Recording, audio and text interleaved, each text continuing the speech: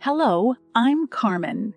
And if you had asked me just a few years ago to describe my life, I would have called it a fairy tale.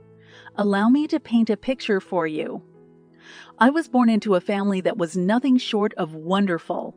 My father was a highly successful businessman, a self-made entrepreneur who built his empire from the ground up. He was the kind of man who lit up a room not just with his wealth, but with his infectious charisma and wisdom. My mother was equally incredible. A philanthropist known for her grace, elegance, and dedication to charitable causes. Then there was my sister, Lisa. Though confined to a wheelchair due to a congenital disability, her spirit soared higher than anyone I've ever known. Growing up in such an environment taught me that love and support were the true riches of life, a lesson that stayed with me into adulthood. You could say that finding love was never a pressing concern of mine. I believed it would come at the right time. And then I met Daniel. I remember the night vividly. It was at the wedding reception of a mutual friend. Daniel was across the room, talking and laughing with a group of people. The minute our eyes met, it felt like the world had paused. "Hey," he said, walking up to me with a smile that could melt hearts. "I'm Daniel. I couldn't help but notice you from across the room." "Hi, Daniel. I'm Carmen," I replied, feeling an instantaneous connection. "May I have this dance, Carmen?" Daniel extended his hand, and as cheesy as it sounds, it felt like a scene straight out of a romantic movie. "Of course," I said, putting my hand in his.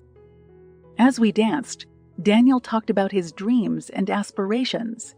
He wasn't born into wealth or privilege. He was working 2 jobs while trying to start his own tech company. But what struck me the most was his passion for life and the humility with which he carried himself. "You're different, Carmen," he said as the night wore on. "You listen, really listen, and that's a rare quality." "So are you," I replied. "It's rare to meet someone who's so genuine." It was easy to fall in love with him. A year later, our wedding was the epitome of a fairy tale. A charming castle venue, elaborate floral arrangements, fairy lights twinkling in the evening sky, and most importantly, surrounded by people we loved.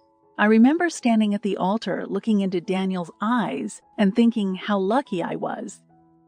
"Do you, Carmen, take Daniel to be your lawfully wedded husband?" the minister asked.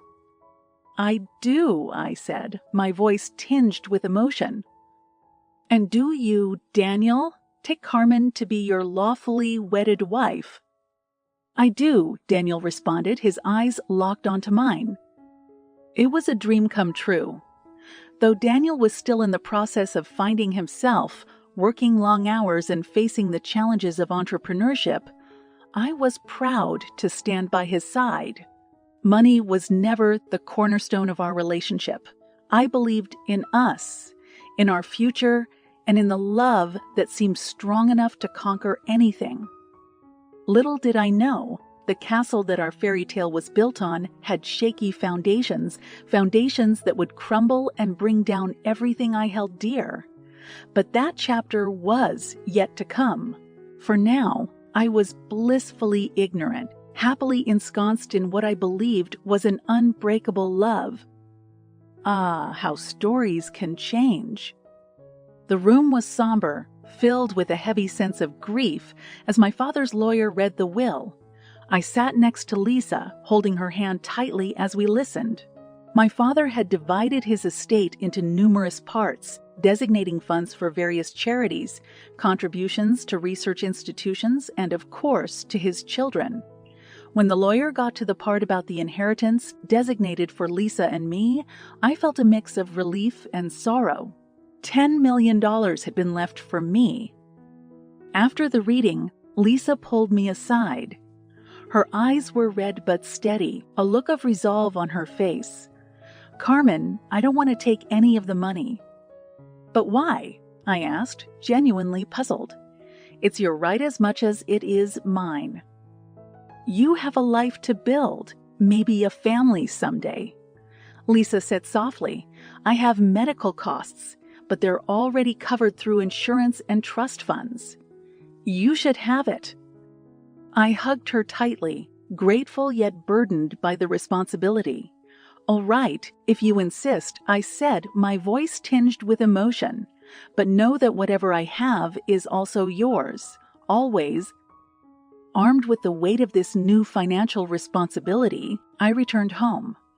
I walked through the door, half expecting Daniel to greet me with a comforting hug to ask how I was holding up.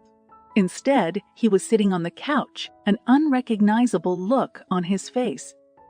"Did you get the money?" he asked, the moment I closed the door behind me. The question felt like a punch in the gut.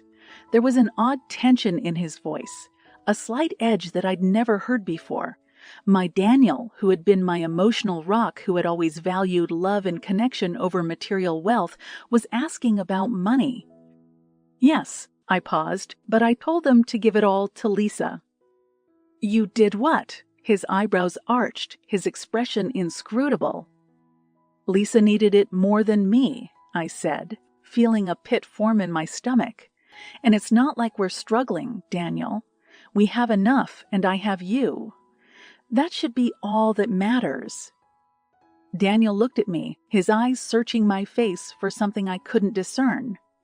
He didn't say anything, just got up and walked towards our bedroom, leaving me standing in the living room, enveloped in a silence that screamed louder than any words. I thought about our vows, about the fairy tale wedding, and the love that was supposed to withstand all obstacles. It was the first time I questioned the strength of our foundation. As I stood there alone, the walls of our home seemed to close in on me, each square foot funded by my father's lifetime of work. Now my inheritance. An inheritance that suddenly felt like a ticking time bomb, its clock set the moment I uttered the lie about giving it all to Lisa. Little did I know that this was just the beginning, that the man I had pledged my life to was about to reveal a side of himself that I had never seen and never thought existed. And just like that, the second chapter of my life was inked, not with the promise of endless love, but with the foreshadowing of heartbreak and betrayal. The atmosphere in the house was thick with tension in the days that followed. Daniel became more withdrawn, a stark contrast to the man who used to fill our home with laughter and love. He would leave early in the morning for meetings and return late at night, avoiding eye contact as if he couldn't bear to look at me. Finally, one evening, he broke the silence. "Carmen, we need to talk," he said, sitting on the opposite end of the dining table, creating both a literal and metaphorical distance between us. My heart sank. "Okay, let's talk," I said cautiously, my voice tinged with a vulnerability I couldn't hide. Daniel looked up, his eyes void of the warmth that used to make me feel like the most cherished person in the world. "I've been thinking a lot, and I've come to the conclusion that we should get a divorce." I was stunned, a sickening feeling settling into the pit of my stomach. "Why? Is this about the money? I thought we agreed that love was more important than wealth." Daniel sighed, a sound that felt like 1,000 nails on a chalkboard. "Carmen, let's be honest. I can't afford to be with someone who has nothing to her name, especially when that person had the opportunity to inherit millions and chose not to." Is that what this is about? Opportunity? I couldn't believe what I was hearing. What happened to "for better or worse"? What happened to love? He scoffed. "Love doesn't pay the bills, Carmen." "But we're not destitute, Daniel. We have a home. You have a job, and I was planning on going back to work soon," I protested, still holding on to the shred of hope that this could all be a terrible misunderstanding. "No," Daniel interrupted, his voice resolute. "I can't be with someone who isn't practical about money. I need to think about my future." The air grew colder with his words. "So, your future doesn't include me then?" I asked, fighting back tears. "Carmen, you made your choice when you gave away your inheritance. Now, I'm making mine." It felt like my heart was ripped out of my chest, stomped on, and handed back to me. The man I had believed was my forever was dismantling our life together because of an illusionary absence of wealth. "Fine," I said, the word laced with a finality that broke my own heart. "If that's what you want, then let's get a divorce." He nodded, his face showing no emotion, and left the room. I was left sitting at the table, awash in the deafening silence, my thoughts a hurricane of confusion and despair. And so, I found myself signing divorce papers, meticulously dividing our assets, our belongings, and most devastatingly, our life together. Daniel was quick to move out, almost as if he couldn't bear another minute in the house we'd once filled with dreams of a shared future. As I stood alone in what was now just my home, I realized the magnitude of the betrayal. Daniel had shattered my belief in love, trust, and most cruelly in him. But life has a funny way of bringing things full circle, of setting up the dominoes just so they'd fall in a pattern you never saw coming. I didn't know it yet, but the stage was set for the next chapter, a chapter that would give me a chance to take back control, to rewrite my story in a way that would make even the most seasoned authors take note. But for now, I was merely a woman scorned, my fairy tale shattered, left with the pieces of a love that was never truly mine to begin with. A few months had passed since the divorce was finalized. I had taken some of the inheritance money and bought a new home, a fresh start, far away from the memories that had turned sour. My sister Lisa was aware of the ugly unraveling of my marriage, but had kept her opinions to herself, offering only love and support. One day, I received a call from her that broke through the monotonous rhythm of my newly single life. "Carmen, I'm getting married." Lisa's voice bubbled with joy through the phone. My heart swelled with happiness for her. "Lisa, that's wonderful news. Who's the lucky guy?" "You'll find out soon enough," she teased. "How soon can you come?" "As soon as you want me there," I replied, eager to celebrate something good, something pure, for a change. The wedding was beautiful, set in a lovely garden adorned with vibrant flowers and twinkling lights. Lisa looked radiant, glowing with a happiness that I felt she deserved more than anyone else. I was truly happy for her, but as I approached the altar to offer my congratulations, I froze. Standing beside her was Daniel. Lisa noticed my reaction, but mistook it for surprise rather than shock. "Surprise," she said, her eyes twinkling. "I guess I should have told you earlier, but I wanted it to be a secret." I mustered a smile, swallowing the knot of emotions that had suddenly lodged itself in my throat. "It's your day, Lisa, and I want nothing more than for you to be happy." Daniel avoided eye contact, but had the audacity to offer a cordial, "Hi, Carmen, you look great." I could only manage a curt nod. The ceremony proceeded, and as they exchanged vows, my mind raced. I watched my sister, the epitome of vulnerability and kindness, unite her life with a man I had known to be anything but those things. After the ceremony, Lisa pulled me aside. "Carmen, I hope you're okay with this. I love him and he loves me." "Do you trust him?" I asked, looking into her eyes. "With all my heart," she said, without hesitation. "Then that's all that matters," I replied, hugging her tightly, although a voice inside me screamed otherwise. "You're the best, Carmen," Lisa said, squeezing me back.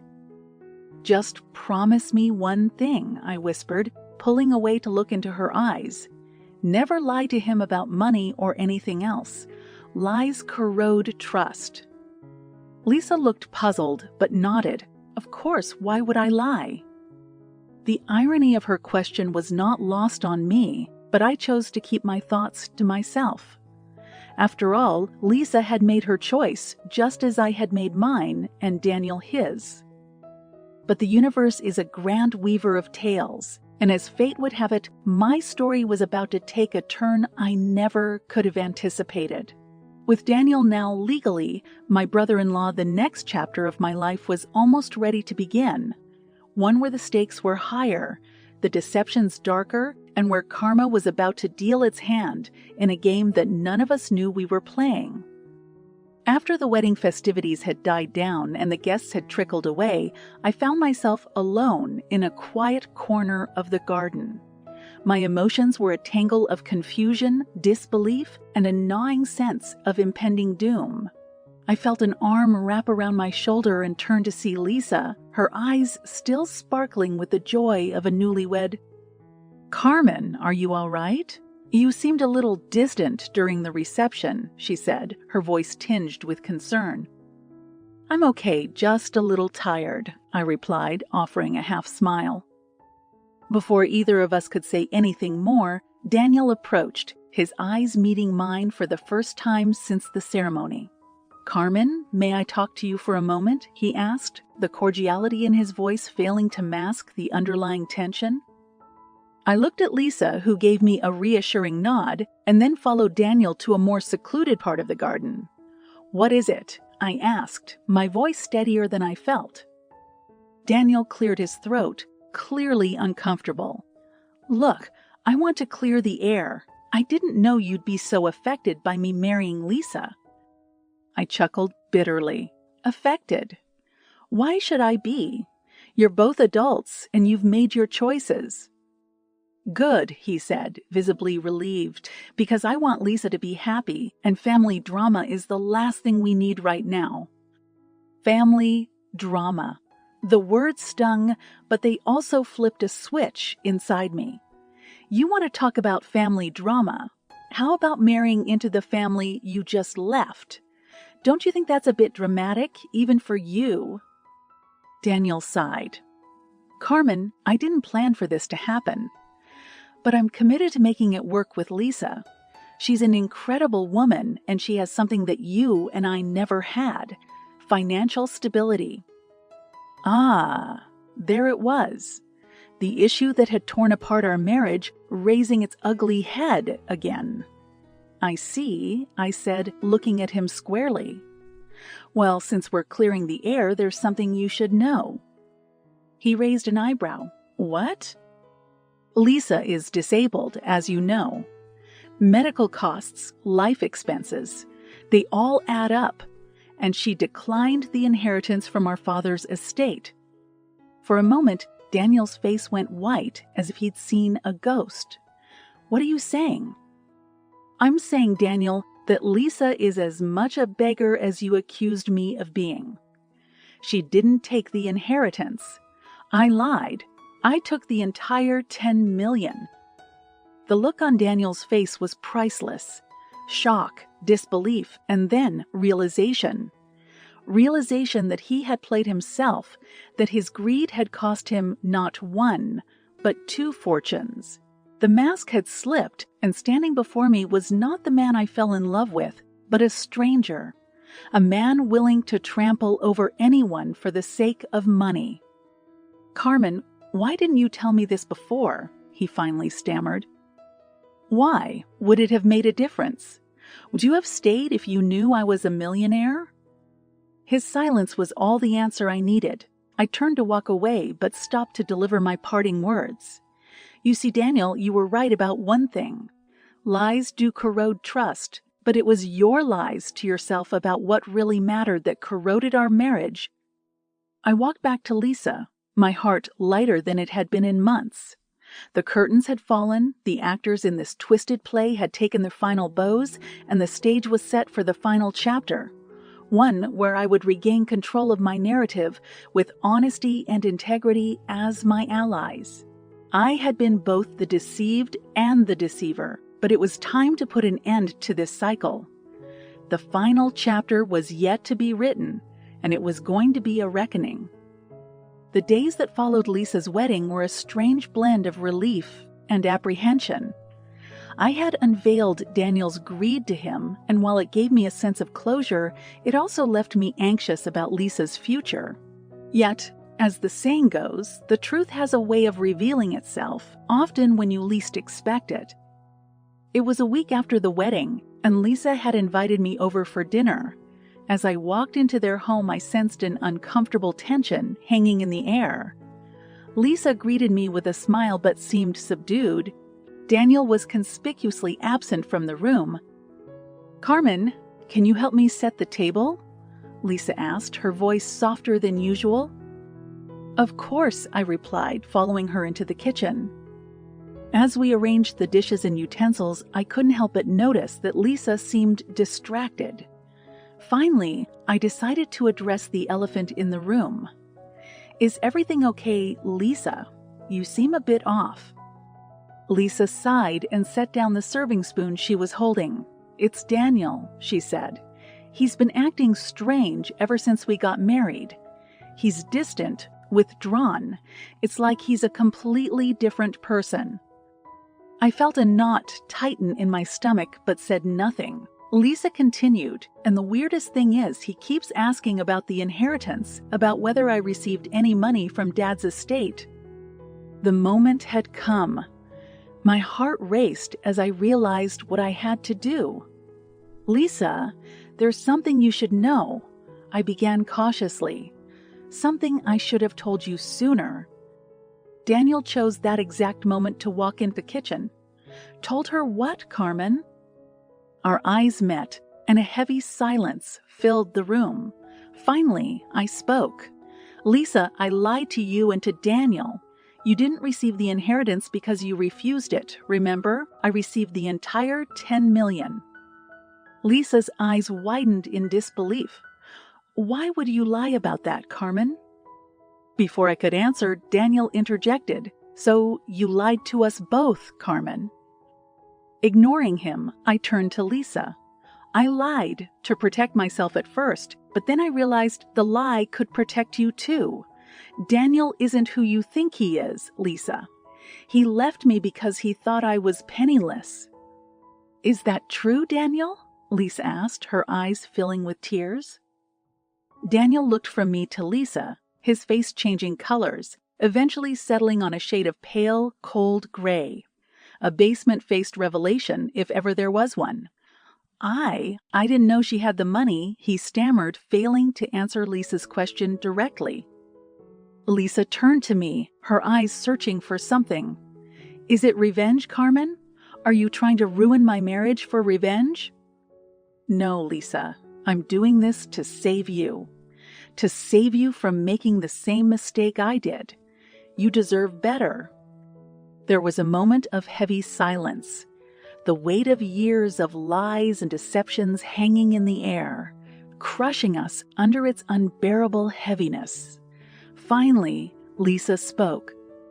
"Daniel, I think it's best if you leave," she said, her voice tinged with a sadness that broke my heart. "But Lisa—" "No," she cut him off, her voice firm. "I trusted you, and you broke that trust." Daniel looked defeated, his eyes meeting mine for a fleeting second before he turned and left the room. As he walked away, I felt an overwhelming sense of relief wash over me. A chapter had closed, and though the ending was bitter, it was... Hola, suscríbete a Historias Vitales para no perderte nuevas historias. Mi esposa había estado trabajando en su proyecto especial durante 4 meses ahora. No era su proyecto personal, pero ella era la persona principal y responsable de su éxito. El proyecto estaba diseñado para salvar a su empresa, Bixler Enterprises. Los últimos 4 meses habían sido difíciles porque se vio obligada a trabajar duro. Era importante tanto para ella como para la empresa. Había una buena posibilidad de que Bixler Enterprises quebrara si el proyecto no se completaba. Sara tenía una licenciatura de Albrecht y un MBA de Wharton. Era la más inteligente de la familia. Yo empecé a trabajar como mecánico de autos justo después de la secundaria y después de 21 años seguía siendo mecánico de autos. No me importaba porque me gustaba el trabajo y pagaba bien. Era suficiente para pagar la universidad de Sara y criar a 2 hijos. No vivíamos lujosamente, pero estábamos bien. Los niños ya se habían mudado, y las cosas iban bastante bien con nuestros ingresos. Sara quedó embarazada 3 meses después de casarnos a la edad de 18 años. Durante los primeros años de nuestro matrimonio, vivimos con mis padres. Ellos tenían una gran casa vacía ya que 4 de mis hermanos se habían mudado.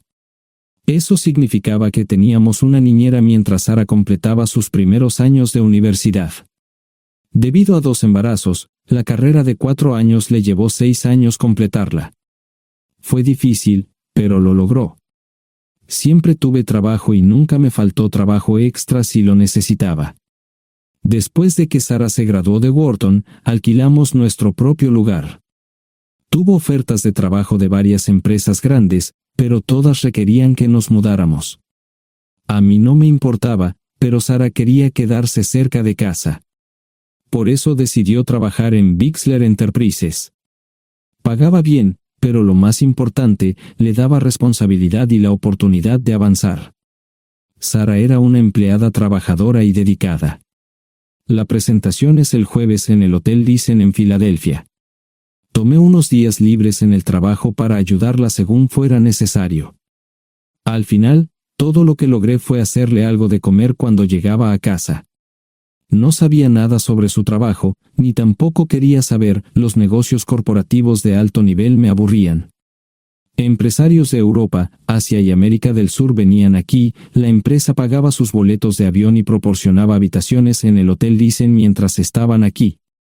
Era caro como el infierno, y por algunas cosas que Sara había dicho, la empresa estaba sobreestimando sus finanzas. Su presentación era importante para ella, para la empresa y para más de 200 empleados. Hasta el martes por la noche, todo iba bien. Sara llegó a casa con un traje nuevo, un traje gris con una blusa blanca. Desplegó todo lo que necesitaba en la cama de la habitación de invitados. Cuando se trataba de la limpieza de la casa, ella era normal, pero cuando se trataba del trabajo, era meticulosa. No entendía por qué necesitaba sacar su ropa interior de lujo, pero no dije nada. Además de su traje para la presentación, tenía varios vestidos de cóctel lindos para eventos sociales antes y después del evento. Siempre había evitado tales eventos, pero me sentía obligado a ir con ella si ella quería que lo hiciera. Me agradeció la oferta, pero dijo que no era necesario. Todos los materiales y equipos que necesitaba estaban guardados ordenadamente en el maletero de su Volvo. Antes de salir del trabajo, ella misma conducía el coche para asegurarse de que todo estuviera en perfectas condiciones. Tenía todo el día miércoles para prepararse y toda la noche del miércoles para socializar con sus invitados. Sara era tan buena en lo que hacía que sentía que habría sido mejor si simplemente me hubiera mantenido alejado de ella. Finalmente, había terminado. Lo había revisado y vuelto a revisar todo. Todo lo que necesitaba ahora era una ducha caliente y una buena noche de sueño. Supongo que mi error fue que empecé a revisar sus cosas después de que Sara comenzara a ducharse. Pensé que estaba ayudando, pero resultó ser lo contrario. Estaba moviendo cosas en la cama cuando un pequeño sobre blanco cayó del bolsillo lateral de su bolso de maquillaje.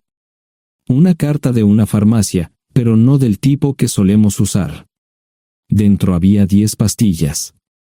No tenía idea de qué era, Pren, y las instrucciones eran confusas. Si es necesario, tomar una pastilla y luego una segunda pastilla 12 horas después. Pensé que podría ser algo que ella había conseguido para la ansiedad o los nervios, pero las instrucciones no tenían sentido. La receta estaba escrita a su nombre el lunes. Volví a poner el sobre en su lugar mientras ella terminaba de ducharse.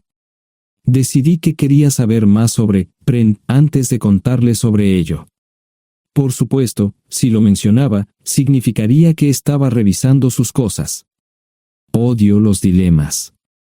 Mientras Sara se preparaba para dormir, fui a nuestro ordenador doméstico y busqué. 10 minutos después, me uní a mi esposa bajo las sábanas. Pasé toda la noche despierto, preguntándome por qué mi esposa había recogido una receta para la píldora del día después, especialmente después de que me hicieran una vasectomía hace 10 años. A la mañana siguiente, me levanté temprano, pero no estaba descansado. Di un largo paseo, esperando que despejara mi mente. Me dirigí hacia casa con reticencia, temiendo lo que podría hacer o decir cuando llegara allí. Mi hijo Joe se unió a la Marina después de la escuela secundaria y estaba en su primer año en San Diego. Nuestra hija Gloria se casó con su amor de la infancia el año pasado y acababa de mudarse a Dallas.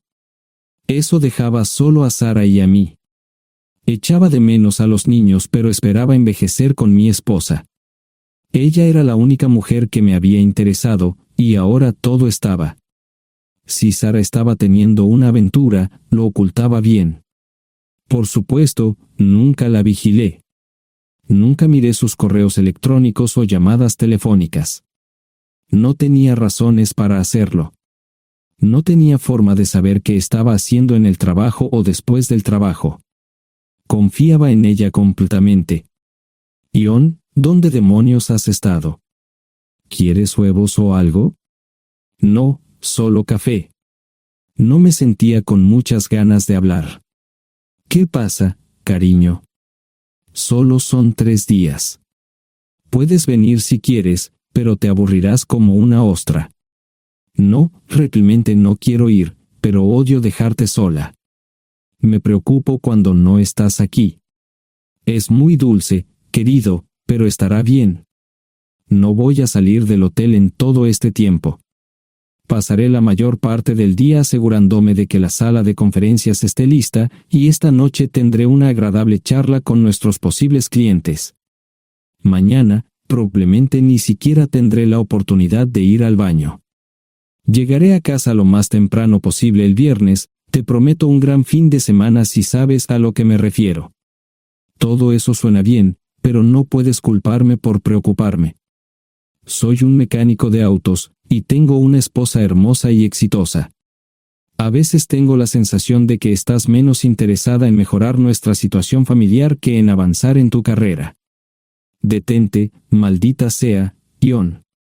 Siempre he respetado lo que haces para ganarte la vida y nunca he insinuado lo contrario. Criaste a 2 grandes niños y me pusiste a través de la universidad. Eres un gran esposo, un gran padre y un buen proveedor, y nunca olvides eso.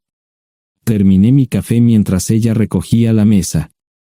¿Quieres que te llame? No, no es una buena idea.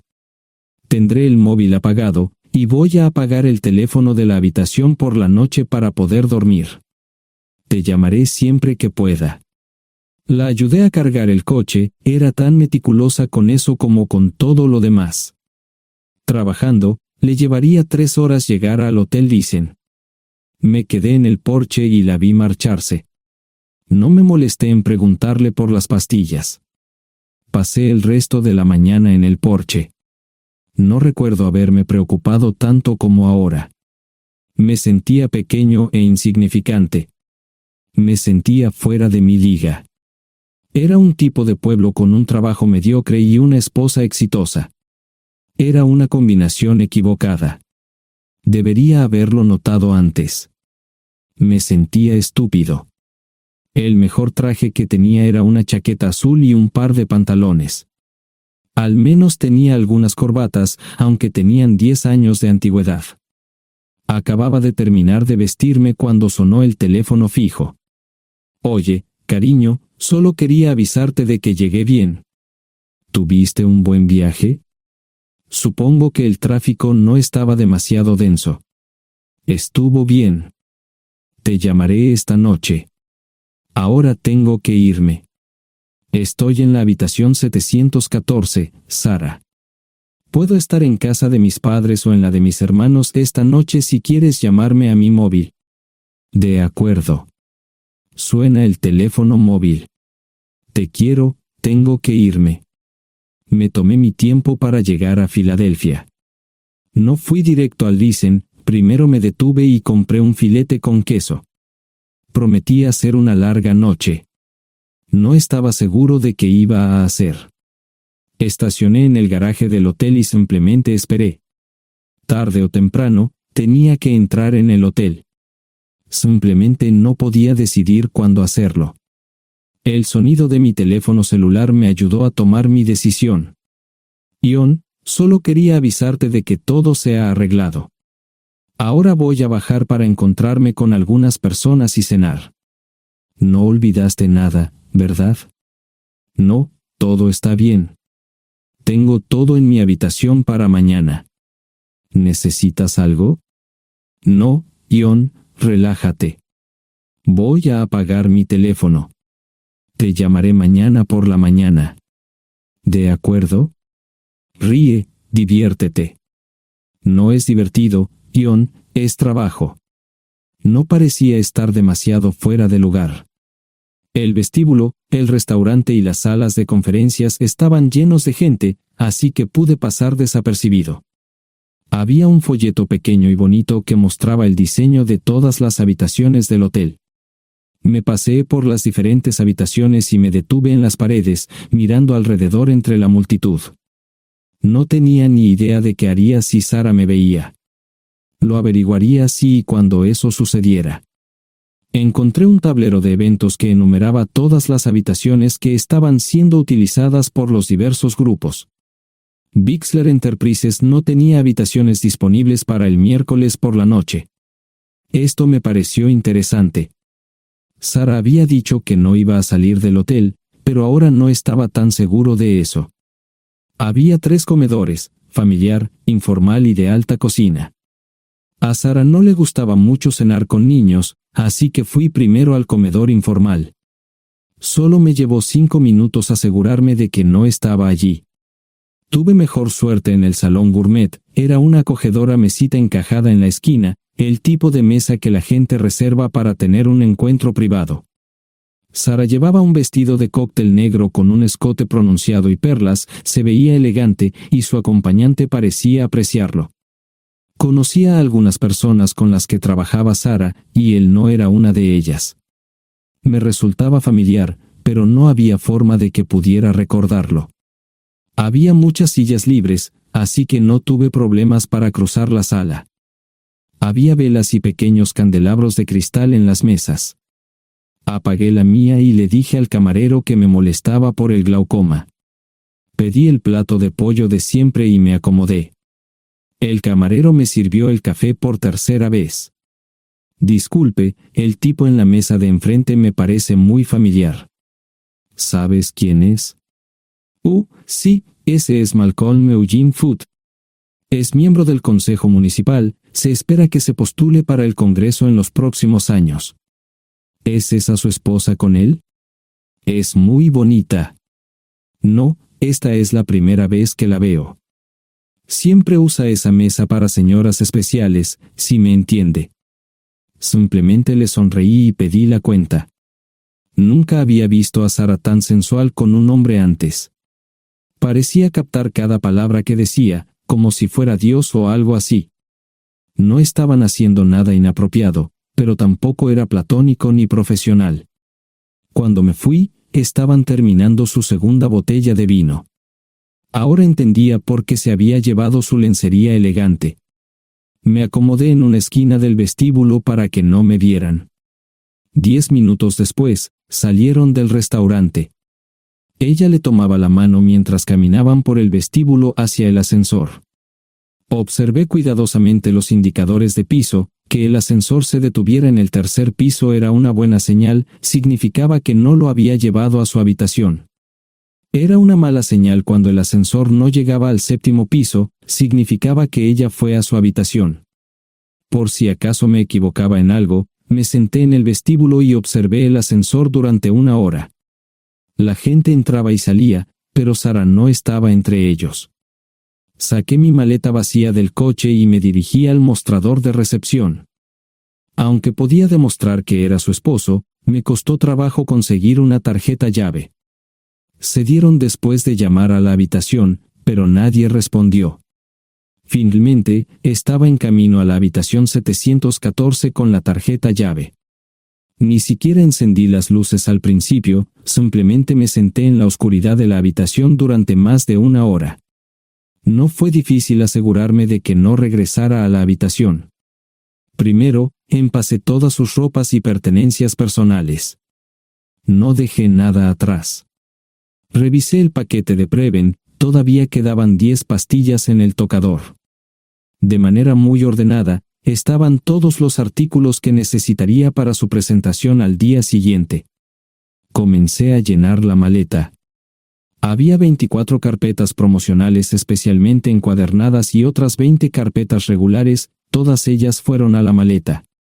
Un proyector digital fue lo siguiente, seguido de una computadora portátil.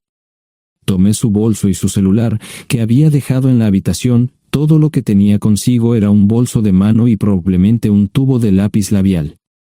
Di una vuelta por la habitación tan cuidadosamente como lo hizo ella para asegurarme de no perder nada. Una vez satisfecho, dejé las llaves del coche y mi anillo de bodas en el tocador. Aparte de esos 2 objetos, la habitación estaba completamente vacía. El ascensor se dirigió directamente al estacionamiento, no tuve problemas para llevar 2 maletas, y 20 minutos después, estaba en la autopista rumbo al norte. Pasaban las 3 de la madrugada, no tenía idea de que había pasado tanto tiempo. 1 hora o 2 después, sonó mi teléfono celular, la identificación de llamadas mostraba el número del Listen. ¿Ion? Sí, ¿dónde estás? Estaré en casa pronto. Eso fue todo lo que dije. Hubo silencio en el otro extremo de la línea. Los vendedores tienen un viejo dicho, el primero que habla pierde. Pareció una eternidad antes de que ella hablara. Ion, lo siento. No preguntó nada y simplemente colgó. Apagué mi teléfono, era obvio que había regresado a su habitación. Más tarde ese día, tenía que dar una presentación que salvaría a su empresa y le daría un ascenso. Metí las maletas en el desván del garaje. Sara nunca iba allí y nunca pensó en buscar algo allí. Por supuesto, en este punto, estoy bastante seguro de que no importaba. Primero, recogí todas mis ropas y pertenencias personales. La mayoría de los hombres tienen sus propias herramientas, generalmente es un requisito para el trabajo. Pasé por la tienda, cargué las mías en el Subaru y recogí mi último cheque de pago. Para entonces, los bancos ya estaban abiertos, no tuve que hacer ninguna manipulación financiera complicada. Simplemente retiré todo el dinero de mis cuentas. Almorcé en Hagerstown, Maryland. Tenía suficiente dinero para vivir durante unos años, pero sabía que estaría buscando trabajo muy pronto. Sara y yo éramos parecidos en eso de que a ambos nos encantaba trabajar. La voy a extrañar. Pasé un par de horas en las cuevas del Uray y alquilé una habitación cerca de Whitewell. No tenía idea de qué iba a hacer. Era sábado, y me encontré sentado en el acuario de Chattanooga, observando la naturaleza que nunca había visto antes. Pasé unas horas simplemente relajándome y decidí que era un buen lugar para estar. Compré un pase anual para el acuario y, para la hora de la cena, tenía un lugar donde quedarme. Era un remolque móvil en el parque, pero estaba amueblado y era económico. No necesitaba mucho. La primera cosa que haría el lunes por la mañana sería conseguir un trabajo. Un buen hombre de mantenimiento siempre puede conseguir un trabajo, especialmente si está dispuesto a trabajar duro. Podría permanecer discreto hasta que fuera el momento de renovar mi licencia de conducir o las etiquetas del coche. Me preocuparé por eso cuando llegue el momento. El domingo por la tarde, llamé a Gloria. Me sentí obligado a informarle sobre lo que estaba sucediendo, pero Sara ya se lo había contado. Fue bastante franca con Gloria sobre lo que había pasado. Dijo que había engañado, que la sorprendí, que me fui y que ella perdió su trabajo.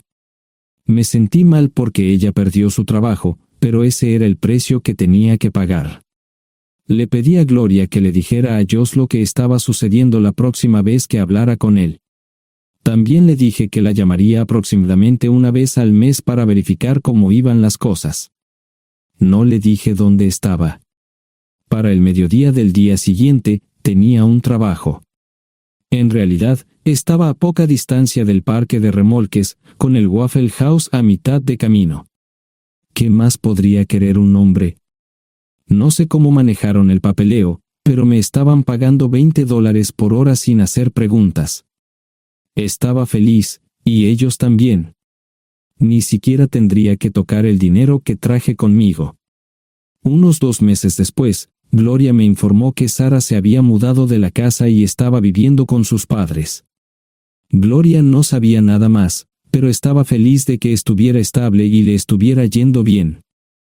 Joss me llamó desde San Diego solo para informarme que iba a hacer un crucero. Era técnico en aviónica en un portaaviones, intentó explicar qué hacía exactamente, pero estaba más allá de mi comprensión.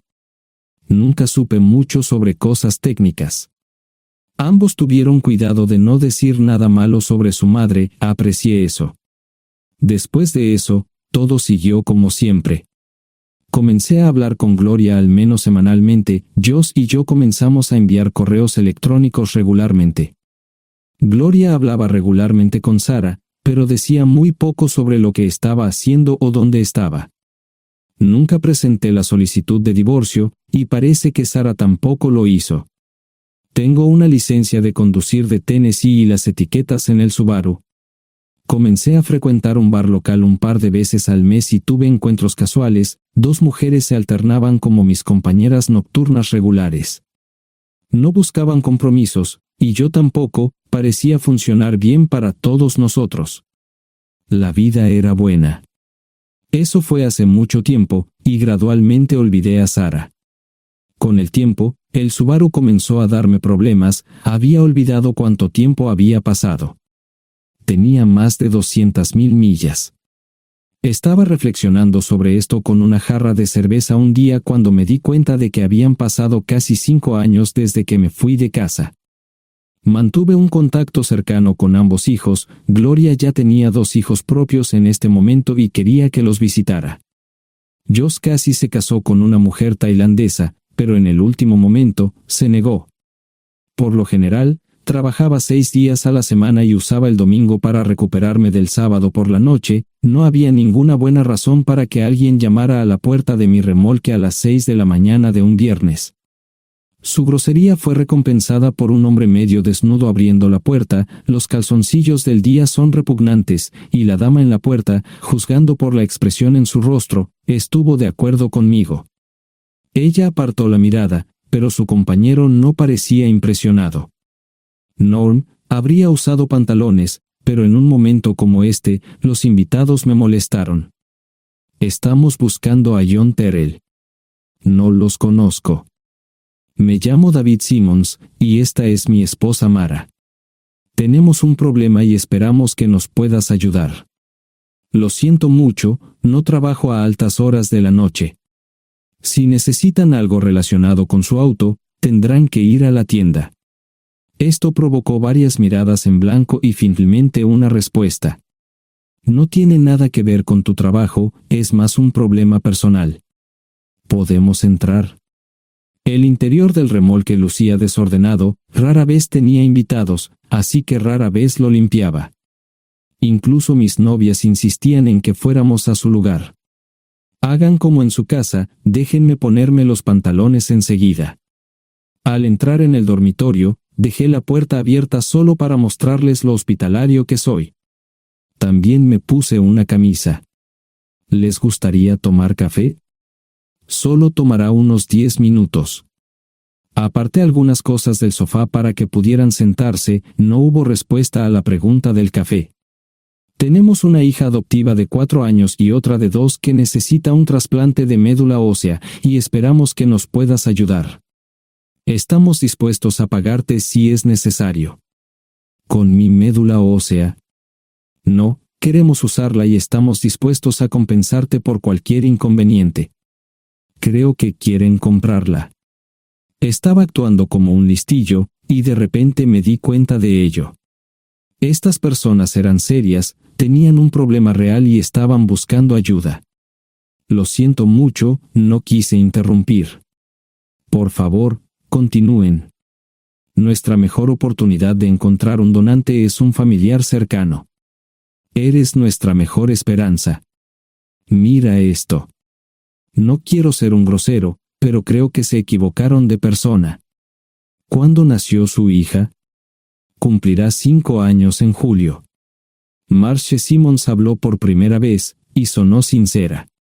Odio ser el portador de malas noticias, pero me hice una vasectomía hace 15 años. No hay forma de que pueda ser su padre. ¿Por qué tu nombre estaba en el certificado de nacimiento? No puedo responder eso, tal vez deberían preguntarle a su madre. Esa afirmación fue recibida con silencio. Sentí pena por estas personas, pero no sabía cómo ayudarles. ¿Cuál es el nombre de la madre? Sarah Lise Terrell. No encontraba las palabras. Tal vez no debería haber tomado esas malditas pastillas de ella, por supuesto, entonces esas personas no tendrían una hija en absoluto. Todo lo que pensaba que había superado el dolor, y aquí está de nuevo, viejos recuerdos de mi esposa teniendo relaciones sexuales con ese maldito político de Filadelfia. Estaba empezando a olvidarlo todo, y ahora estaba de vuelta. Maldita sea. Ahora entiendo y pido disculpas por mi grosería e insensibilidad. Haré todo lo que esté en mi poder para ayudarles. En primer lugar, porque no puede Sara hacerse un trasplante de médula ósea. Médicamente, no puede. ¿Por qué no? Es madre, tiene que ser una donante adecuada. Ella es una donante adecuada, pero está demasiado enferma. Los médicos se negaron siquiera a considerar utilizarla. ¿Enferma de qué? Está muriendo de insuficiencia hepática. Le quedan menos de 6 meses de vida. Esto no tiene sentido. Siempre ha estado perfectamente sana. Además, no creo que un hígado enfermo le impida donar médula ósea. El hospital no aceptará su firma en el formulario de consentimiento. ¿Estás diciendo que hay algo mal en su cabeza?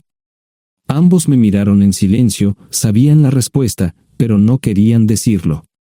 En ese momento, no quería que se sintieran aún más incómodos. Hace 10 minutos, no me importaban, pero ahora sentía que tenía que protegerlos y ayudarlos. ¿Cómo sucedió esto? ¿Podría alguno de mis hijos ayudar? Quizás, pero pensamos que eras nuestra mejor esperanza. ¿Por qué no van tras su padre, su verdadero padre? Pensamos que eras tú. No tenemos ni idea de quién más podría ser. Sara no nos dijo nada sobre otro posible padre. De hecho, ella no estaba en condiciones de explicar nada, agregó Mara. Obtuvimos la mayoría de nuestra información de la agencia de adopción. Tuve que preparar café y hacer pis, permítanme un momento. Dejé a mis invitados sentados mientras preparaba el café. Solo tomó unos minutos. Mientras se preparaba, fui al baño, algo que necesitaba hacer urgentemente. Traté de ser discreto, ya había avergonzado lo suficiente a Mara. ¿Dónde viven? En Westchester, Pensilvania. Les haré una oferta. Si les digo quién es el verdadero padre de su hija, deben prometerme que lo perseguirán sin descanso hasta obtener lo que desean. ¿De qué estás hablando? El padre de su hija es un político prominente en Pensilvania. Por supuesto, negará todo y probablemente les proporcionará documentos legales para detener sus esfuerzos. Si acuerdan presionar lo suficiente para que él admita que la niña es suya, podrán avergonzarlo y obligarlo a hacerse un trasplante de médula ósea. Eso es lo que quieren, ¿verdad? Sí, claro, pero ¿cómo hacemos eso? No lo sé. Soy mecánico. Trabajo con metal para ganarme la vida.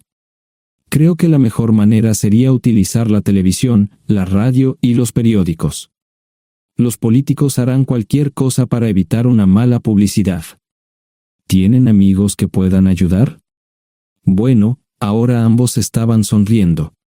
Debo haber dicho algo que les dio esperanza.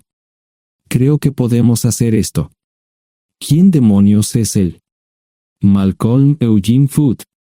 Se postula para el Senado de los Estados Unidos. Apuesto a que hará cualquier cosa para evitar una mala publicidad. El café estaba listo, pero David y Marchen no podían esperar para llegar a casa. Antes de irse, les dije cómo ponerse en contacto con Gloria y Joss en caso de que los necesitaran. Estaba seguro de que ayudarían. También les pedí que me dijeran dónde estaba Sara. Probablemente estaría en Pensacola antes de que ellos regresaran a Westchester.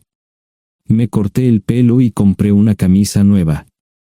Sara era una tramposa que arruinó mi vida, pero aún así quería lucir bien cuando la viera. Era otro remolque, pero esta vez era un bonito doble nuevo.